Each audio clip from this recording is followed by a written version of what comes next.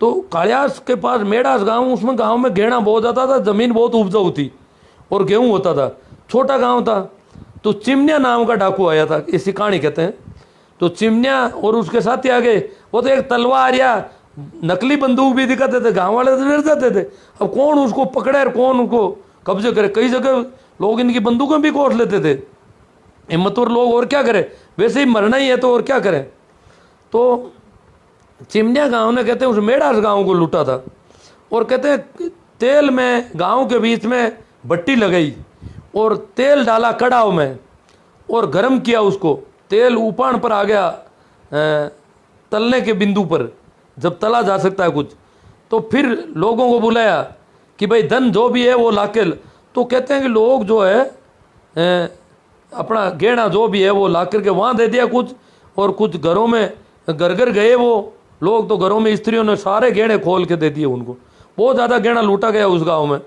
और पूरे गांव को ऐसे छोटे गांव को इस प्रकार लूट सकते, बाकी तो वो एक एक ढाणी और एक एक घर को लूटते थे कि ये गांव संपन्न घर है उसको लूटना है। बाकी पूरे गांव को तो उस मेढ़ास को लूटा था।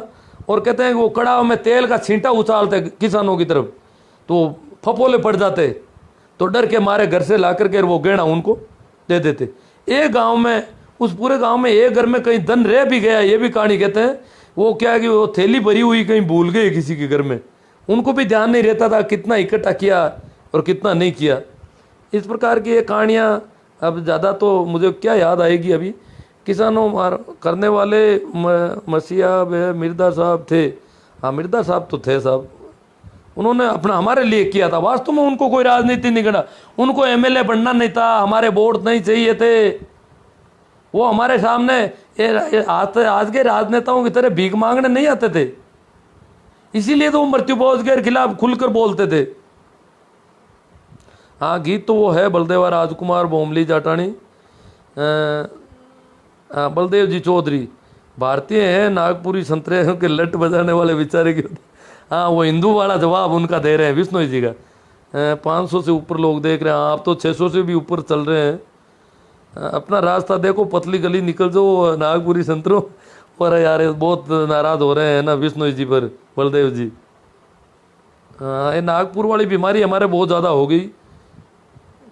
मेरे यहाँ नेटवर्क समस्या क्या है, बीच में फ़ोन आ रहे थे शायद, अब नहीं है। नेटवर्क समस्या होती तो इतने लोग नहीं जुड़ते, थोड़ी बहुत हो सकती है। हाँ, खालसा क्या था ये पूछा जा रहा है। खालसा उस गांव को कहते थे जिसमें जागीरदार नहीं होता था और उसका रेवेन्यू दरबार के पास जाता था सीधा जमीन का। कहानियाँ हैं, जैसे एक गांव खालसा है तो लोग क्या करते थे, खालसा गांव के में जो अपनी पैदावार होती थी उसको रात को गाड़ियों में भर के चोरी करते थे किसान, गाड़ियों में भर के। और नहीं खालसा गांव में क्या करते थे, खालसा गांव में फ्री था खालसा गांव तो वहाँ तो पैसे देने पड़ते थे। जागीरदार के गांव का जो था वो खालसा गांव में रख देते थे। जागीरदार के गांव में पैदावार होती थी, जागीरदार यहाँ रहता नहीं, रखवाली रात को चोरी छिपे। हालांकि जागीरदार भी छापे लगाते थे अनाज पर, खलियान होते थे तो रोज शाम को जागीरदार के आदमी खलियानों में जाते और वहाँ पर काली राख होती थी, राख से छापा लगाते थे ताकि उस खलियान में जो अनाज पड़ा है उसको छेड़ेंगे तो छापा बिगड़ जाएगा। तो किसान पूरी रात अपने छापे को रुकालता था कि छापा कोई दूसरा बिगाड़ देगा तो दर्द हो जाएगा भारी, इसलिए वो एक तरह से उसमें छाप लगाते थे पूरे अनाज के और छाप कर जाते थे रोज शाम को। फिर परंतु कुछ जगहों पर जागीरदार ढीले थे, या जागीरदार ब्राह्मण थे या चारण थे, वो थोड़े ढीले थे। जहाँ भी ब्राह्मण चारण जागीरदार थे या जागीरदार किसी दूसरे गांव में रहता था और वहाँ नहीं रहता था, तो वहाँ के किसान क्या करते, रात को अनाज, छापा तो लगता नहीं, छापा नहीं लगता तो वो धान ले जा अनाज ले जा करके गाड़ी में, और दूसरे खालसा गांव में ज़मीन खेत रखते थे अपने। उस खालसा गांव के खेत की ज़मीन का अनाज आधा नहीं लेना पड़ता था, उसके रुपये देने पड़ते थे। ज़मीन कितने बीघा है उसके रुपये दरबार को देने पड़ते थे, उसको कहते थे इजारा, उसकी वसूली होती थी। तो उस गांव में ला करके वो डाल देते थे। और जागीरदार को बताते हैं अब के तो सर अब के तो साहब बाप जी अंधा था, अनाज कम हुआ है खेतों में, ये इतना ही हुआ है, उसमें से आधा जागीरदार को देते थे। इस प्रकार की बदमाशियाँ भी कुछ जगह होती थी। इसके अलावा हमारे यहाँ पर भूरा राम जी चौधरी थे सिणोद के, वो भी एक तरह से बड़े बहुत दबंग आदमी थे बलदेव राम जी। उन्होंने वो खालसा गाँवों में रेवेन्यू वसूली का काम करते थे, और कई ऐसे खालसा गांव थे इधर रेगिस्तान में जहां सरकार दरबार के समझ जाती कि रेवेन्यू वसूल करे तो कौन करे। हाँ, कृष्णाराम जी धोलिया, कृष्णाराम जी सरपंच थे ना, ये भी माने हुए सरपंच थे भाई, अमरा राम जी और कृष्णाराम जी सरपंच ये तो जोड़ी थी इनकी। पूरे मुंडवा पंचायत समिति, उस समय की मुंडवा पंचायत समिति थी, उसमें बहुत ही अलग तरह के सरपंच माने जाते थे और बहुत समझदार थे। कृष्णाराम जी से और अमरा राम जी से मेरी कई बार बातचीत होती रहती थी, और कृष्णाराम जी से तो बहुत अच्छे संबंध थे मेरे। क्यूसर में ये लोग मिल जाते थे, डारू में और नागड़ी में भी। अमरा राम जी तो अभी तक नागड़ी में जिंदा थे, तब तक मैं नागड़ी में नौकरी करता था। तो मतलब मुझे सिणोद के लोग बताते हैं कि भूरा राम जी रेवेन्यू वसूली करने जागीरदारी सिस्टम को जानते थे बहुत ज़्यादा, और वो सारा कैसे डेकोरम करना है, कैसे प्रोटोकॉल रखना अपना। कहते हैं भूरा राम जी जब घोड़ी लेकर के चलते थे तो आगे 2-4 आदमी पैदल दौड़ते थे ताकि आगे लोग डर जाए। तो इस प्रकार का डेकोरम करके और उस गांव में, जिन गांवों में वसूली नहीं हो रही थी, उन गांवों से वसूली करके ले आए। वो 2-4 आदमी, एक आदमी को, कमजोर को ला के बिठा दिया, बोला बेटा रे खेत तेरे बाप के है क्या, और साथ में सिणों से कुछ आदमियों को साथ ले गए कि जरूरत पड़े तो मार दो। एक आध जगह एक आदमी को मार भी दिया लोगों ने, मर गए इनके हाथों से मारपीट में। फिर उन पर मुकदमा हुआ, उसमें भी उन्होंने कहा कि ये तो सामने हो गया, बोले दरबार को मैं कुछ नहीं मानता, तो यूं करके दरबार के वहाँ मुकदमे में भी उनको छूट हो गई। तो इस प्रकार ये खालसा गाँव का ये सिस्टम था। सिणोद भी खालसा गाँव था। हाँ, डाकिया को मिर्दा बोला जाता है, इन्होंने जवाब दे दिया भाई पोखरमल जी ने। डाकिया, मिर्दा नाम जो है डाकिया का पर्यायवाची है, डाक का काम ये मिर्दा लोग करते थे। इसके अलावा इनको जागीर भी दे रखी थी, और अपने गांव के जागीरदार से इनको छूट मिलती थी कई चीज़ों की। मोहन सिंह जी कुंदरिया कहते हैं बलदेव राम जी पर मुझे गर्व है। सुखराम जी डोडवड़िया, मुझे आज पहली बार आपके विचार सुनने का मौका मिला है। हाँ, ज़्यादा लोग जुड़ गए इसलिए आज ज़्यादा लोग जुड़ रहे हैं। भंवर सिंह जी राम राम साहब भाई साहब, आपका लाइव देखकर बहुत अच्छा लगता है। राजेंद्र जी सिया को, हाँ ये तो रेगुलर सुनने वालों में है। सुखाराम जी, कुछ दिनों से मैं सुना नहीं रहा था लाइव, कुछ टेक्निकल प्रॉब्लम आ रही थी, पता नहीं आज चल गया लग रहा है।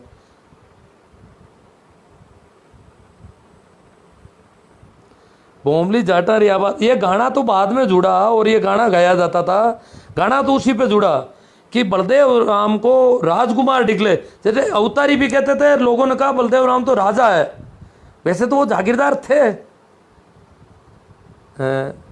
जैसे हमारे इनको मुआवजा मिला उन गाँवों का।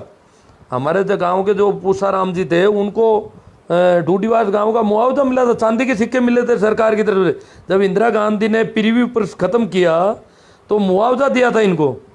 और हमारे गांव में ही है वो जो उनके साथ थे हमारे श्री कृष्ण जी सेन है, वो मुझे बता रहे थे कि मैं उस मंगनीराम जी के साथ था, मंगनीराम जी को मेजर साहब को मुआवजा मिला और मैं जोधपुर पहुंचा के आया था, वो पे ही थी भरी हुई रुपयों से, जोधपुर नागौर कलेक्ट्रेट से मिला था मुआवजा। तो इनको जमीन का मुआवजा भी मिला था।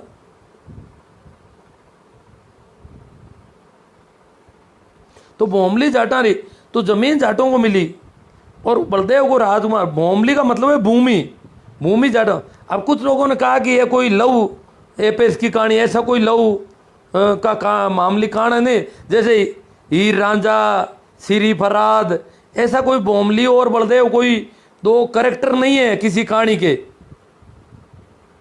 किसी पर्सन से नहीं है। ये गाना इसी बात पे था कि बलदेव राम ने जमीन जो है जाटों को दिलवाने में बहुत मेहनत की।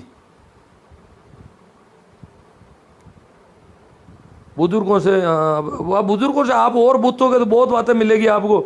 मैं तो सुन नहीं पाता हूँ तो पूछूं क्या किसी से, मेरी तो ये दिक्कत है। आप तो बातचीत कर सकते हो किसी से भी। राजेंद्र जी, युवा आजकल के युवा जाट पता नहीं किस गलतफहमी में शिकार हैं, जो बोलते रहते हैं कि मिर्दा ने हमको बर्बाद कर दिया। देखो बलदेव राम जी मिर्दा को तो कुछ कहा नहीं जा सकता, वो तो बिल्कुल कोई वोट नहीं, उनको आपने चुनाव हराया है। बलदेव राम जी पहला चुनाव हारे हैं, सन 52 का चुनाव लड़ा था बलदेव राम जी मिर्दा ने। मेड़ता पूर्व और मेड़ता पश्चिम 2 सीटें थी, मेड़ता पूर्व से लड़ा था शायद बलदेव राम में दे वो। आप अब तो सारा नेट पर उपलब्ध है, आप चुनाव के आंकड़े देखोगे तो पता चल जाएगा। तो उसमें बलदेव राम मिर्दा हार गए थे और कोई ठाकुर जीते थे, और 2 जाट जीते थे पूरे राजस्थान में, शायद परशुराम मदेरणा और नाथूराम मिर्दा। ओशिया से परशुराम मदेरणा थे, और हाँ पश्चिम से आ रहे थे बलदेव राम जी। मेड़ता पूर्व जो बाद में डेगाना सीट बनी, वहाँ से नाथूराम जी जीते थे। डेगाना उस समय नहीं थी, वो मेड़ता पूर्व सीट थी, डेगाना इलाका उसमें आता था पूरा ही।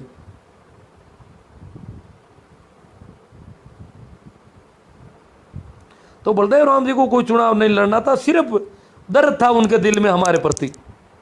ये गाँव के बेचारे खाना बदोश टाइप के लोग थे, भटक रहे थे, भूखे प्यासे, आंतड़ियाँ निकली हुई थी, हालत बहुत खराब थी, दशा देखने जैसी नहीं थी।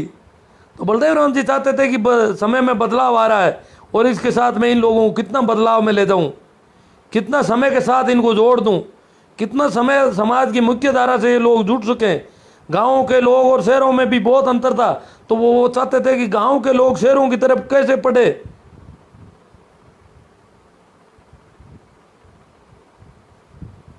हाँ, खालसा डायरेक्ट दरबार के अधीन में आ जाता था। हाँ सही है। हाँ, तो उसमें ज़मीन का रेवेन्यू रोकड़ देना पड़ता था, कैश पेमेंट।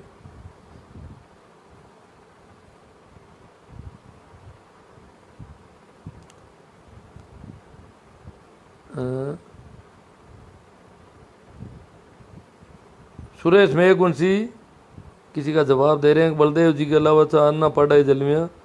हाँ, मनजीत गोदारा, हमारा गांव जोधपुर में तनावड़ा है, बुजुर्ग कहते हैं कि हमारा गांव खालसा था। हाँ खालसा था, तो जो गांव खालसा था वहाँ ज़मीनें कम है, वहाँ क्यों ज़्यादा लोग आके बस। खालसा गांव में जागीरदारी जुल्म नहीं थे, इसलिए जागीरदारों से परेशान होकर के कई लोग बस जाते थे, इसलिए ज़मीन कम मिलती थी लोगों को, उस ज़मीन से ही गुजारा करना पड़ता था। और जागीरदार जहाँ बड़े जागीरदार थे, जो जागीरदार जितना ज़्यादा परेशान करता था उतने ही किसानों को ज़मीन ज़्यादा मिल जाती थी, परंतु परेशानियाँ बहुत ज़्यादा झेलनी पड़ती थी। वो का वही मामला था। तो खालसा गाँव में थोड़ी ज़मीनें कम है, तनावड़ा है, तो वहाँ देखोगे आप लोगों के पास ज़मीनें थोड़ी सीमित रहेगी, क्योंकि लोगों की संख्या खालसा गाँव में ज़्यादा होती थी कि वहाँ परेशानी कम थी।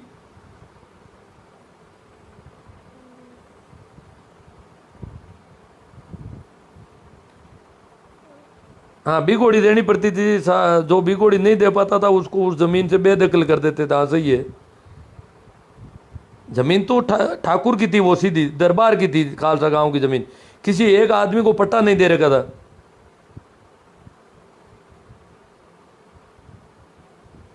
राख की चाक लगाते थे, उसको छापा कहते थे। अनाज पर जो ये पूछ रहे हैं जैन जाट साहब, अनाज जो इकट्ठा होता था उस पर राख की छाप लगे। बाबूलाल जी बाकल बहुत सुंदर बात कही। सुरसुरा बीकानेर हमारा गांव खालसा था। हाँ कई गांव थे खालसा, ये बीकानेर क्षेत्र का था, फिर ये बीकानेर में आता था। बीकानेर का दरबार अलग था जोधपुर से। हाँ, सुगना राम जी अठीला ऐसी बातें सुनाते हैं, कुछ अपने सुनाते हैं। सुगना राम जी हमारे साथ नौकरी कर चुके हैं।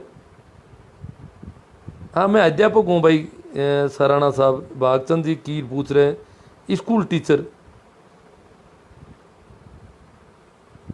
मिर्जा साहब डीडवाना कैसे पहुंच गए थे? मिर्जा साहब तो सब जगह ही जाते थे, पूरे मारवाड़ में घूमते थे वो तो।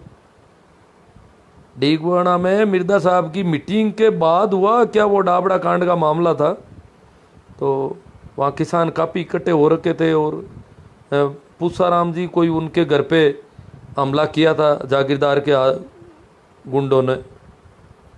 भागीर जी साहब किसान चोरी नहीं करते, चाहे भूखा आप सब कर लेते हैं, ऐसी कोई बात नहीं। एक मुझे कहानियाँ मैंने सुनी है वो मैं बताता हूँ।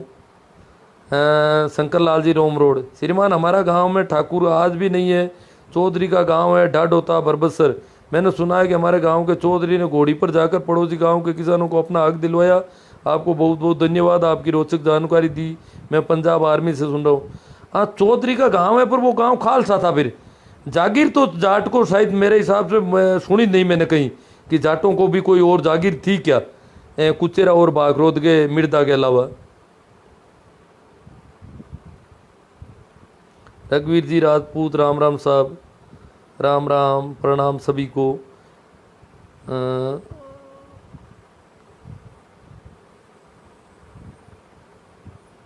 इस तरह जन जागरण करते रहो। रोज ही मैं तो काफ़ी बातें कर रहा हूँ। आज तो बलदेव राम जी की पुण्यतिथि थी, तो मैंने कहा इस पर अपन बात कर लेते हैं। हाँ, तपस्वी महापुरुष मिर्दा जी, हाँ उनको तपस्वी भी कहते थे लोग, कुछ लोग संत भी कहते थे, कुछ महापुरुष महात्मा जो भी है।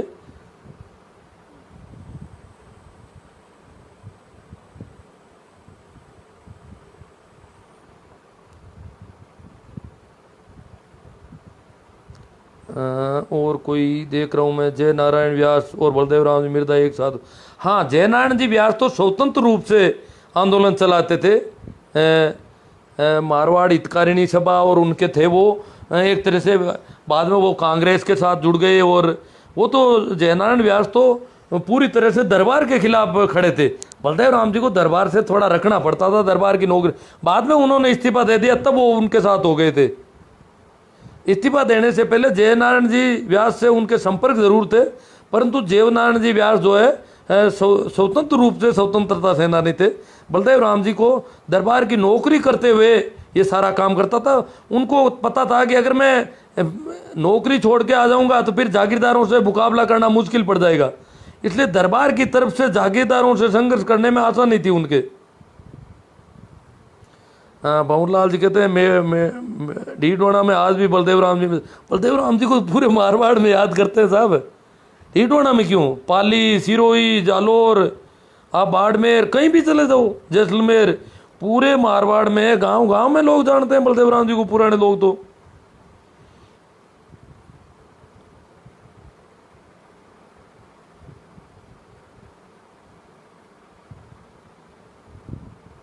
हाँ, विजय सिंह जी पत्तीकर, कईयों के नाम आ रहे हैं, सभी क्रांतिकारी लोग थे।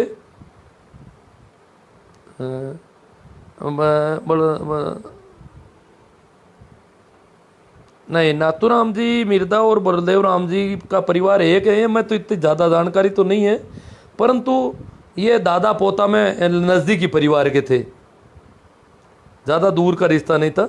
नाथूराम जी को बलदेव राम जी जिस प्रकार मेरे गांव से एक आदमी को लेके गए थे टांकला में, हर गांव से ले गए थे, उसी प्रकार बलदेव राम जी पढ़ाने के लिए लेके गए थे यहाँ से और पढ़ाया था उनको। बलदेव राम जी ही लेकर गए थे नाथूराम जी को। बच्चा ठीक लगा, पड़ोस का, अपने भाई बंधों में ही थे ना, शायद कुचरा में कई लोगों को लेके गए थे। नाथूराम जी के बारे में यही सुना था हमने कि उनको भी लेके गए थे पकड़ के। बिल्कुल सही कहा गुरुदेव आपने। चलो, कुछ बातों से बातें निकला है, तो हालांकि बातें चर्चा काफ़ी हो गई है, शायद वापस तो किसी बात को छेड़ना अब ठीक नहीं रहेगा। हाँ भाई, पांचाराम जी भगोड़िया, बिल्कुल अच्छे टॉपिक पर आज बात कही आपने। ऐसे महान पुरुष, ऐसी आत्माओं को हम कोटि कोटि वंदन करते हैं, नमन प्रणाम करते हैं। और आप भी गुरुदेव ऐसी सच्चाई हमारे सामने ले रहे हो आज की नौजवान पीढ़ी के लिए। आपका भी दिल से गहराइयों से सल्यूट, आभार। मतलब दिल इनका भी भरा आ रहा है, मेरे लिए भी। अहमदाबाद एयरपोर्ट से बोल रहे हैं भाई, वेरी गुड। हाँ, करीब करीब दूर दराज से, जंगल प्रदेश हाँ, जंगल प्रदेश था बीकानेर में, जाट राजा थे 1988 से पहले।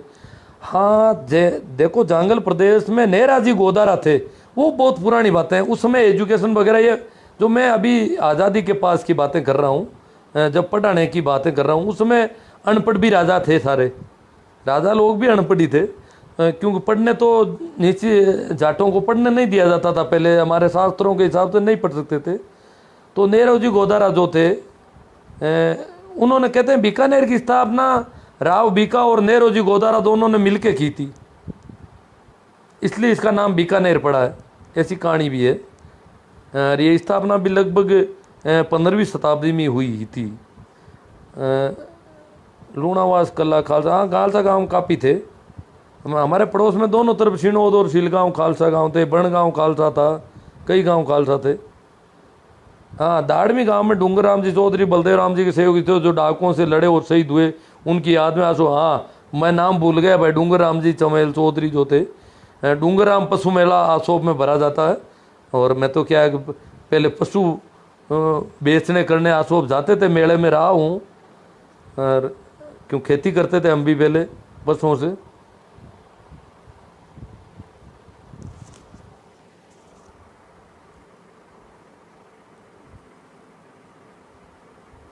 बी आर मिर्जा के एहसान हमने नहीं, उन्होंने एहसान नहीं किया है, हम नहीं चुका सकते। एहसान नहीं किया, उनका दिल था, कर दिया उन्होंने, कोई एहसान नहीं है, उनके दिल में थी इसलिए किया, वो उनकी मौज थी। हाँ परंतु शुक्रिया अदा हमें करना चाहिए, कृतज्ञता हमें प्रकट करनी चाहिए कि उन्होंने हमें कुछ, हम आज जो भी हैं उनकी बदौलत है, बस सीधी सी बात है। हम आज जिस स्थिति में है वो सारा का सारा उनकी बदौलत है। शायद हम कई वर्षों तक तो शहर में ही नहीं पहुंच पाते, बिदकते लोगों को देख करके। पप्पू पटेल गुरुजी जानकारी बहुत अच्छी दे रहे हो, भी गवर्नमेंट स्कूल में टीचर हूँ। आप भी टीचर हो, ठीक है।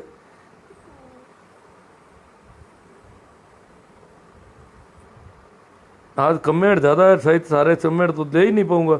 आज पहली बार आपके लाइव को बलदेव राम जी जानकारी सुनी, बहुत अच्छी लगी। राजू राम जी कदा आपकी रोचक जानकारी मैं कभी हर एक लाइव में कहीं कुछ आती रहती है। लंबा लाइव सुने कौन इतना लंबा, क्यों लंबा ज़्यादा खिंच जाता है, शायद डाटा भी खत्म हो जाते हैं कई लोगों के शाम को इस समय।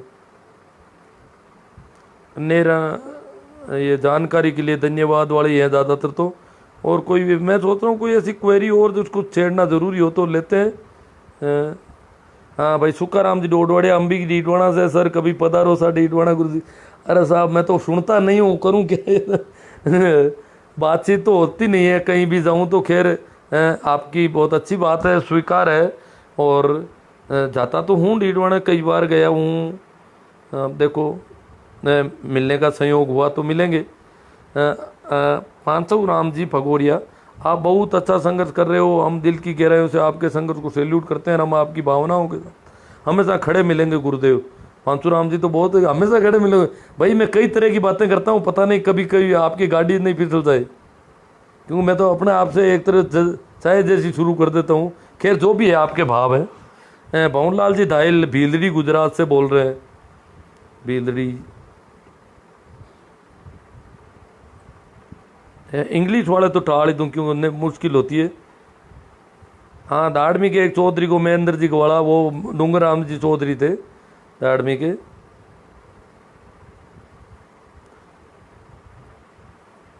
रूपा जी चौधरी, अरे सबके बारे में ज़्यादा जानता नहीं हो, एक एक करके सबकी जीवनी सुनाओ। वैसे तो आजकल फेसबुक मत रामदान जी की, बाबू गुल्लाराम जी की जीवनियाँ आती है काफ़ी।